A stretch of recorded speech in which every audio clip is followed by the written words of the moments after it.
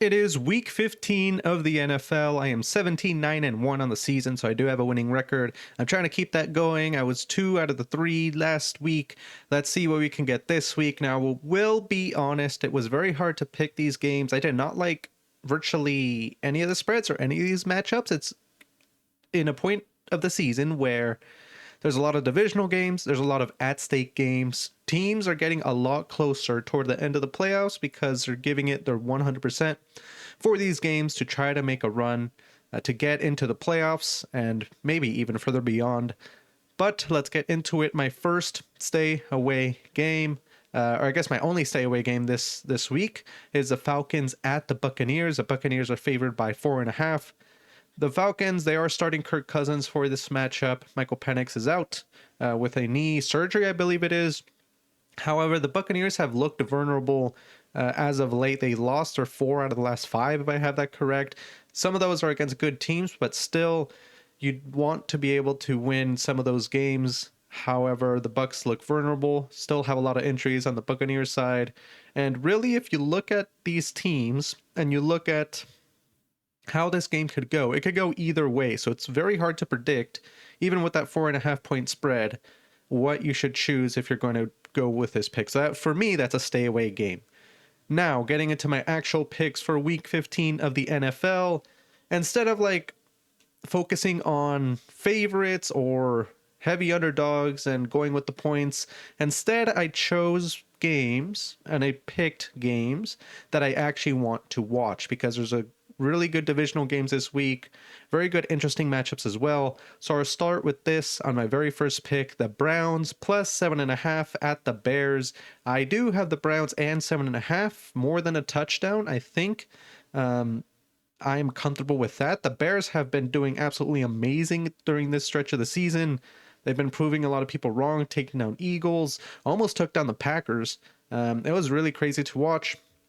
And the Bears have been doing really good a run attack or a rush attack so far this season, and that's really their core of their offense, with Caleb Williams doing some of his magic during some stretches during these games. But my main thing for this is the pass rush of the Browns versus Caleb Williams. I'm interested to see that matchup and how things go there. The Bears defense, they have looked below average, starting this in the season. But now, these closer games, more recently, they have looked a little bit better. Some of their defensive personnel have gotten back from injury. So we'll see how that goes. All Bears games, virtually, have been really close. So having that 7.5 point spread with the Browns, I think I am okay with. My concern, though, is will the Browns be able to stop the run? We saw last week with the Titans. The Titans just had an all-out rush attack against the Browns. They were not able to stop them, and that ultimately decided the game. Will the Bears do the same thing? The Bears are very favorable, or do have a big tendency and core part of their offense to run.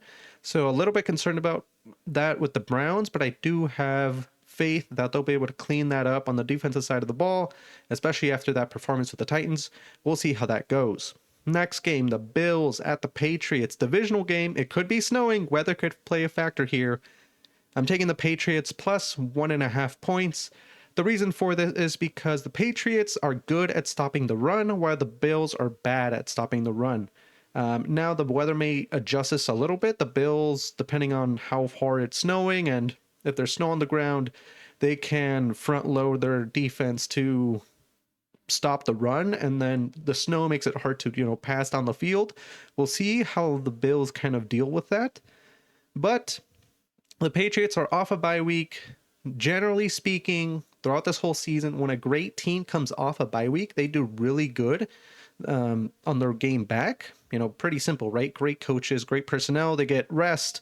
They're revved up. They're high energy, topped off on their battery, and they're good to go. However, I do have a concern here in the Bills. Last week against the Bengals already played in snow, so they have that one game experience week before that can be very critical for this game.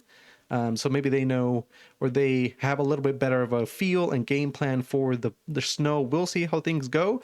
But here I'm going with the team with the better record, with better defense in the Patriots.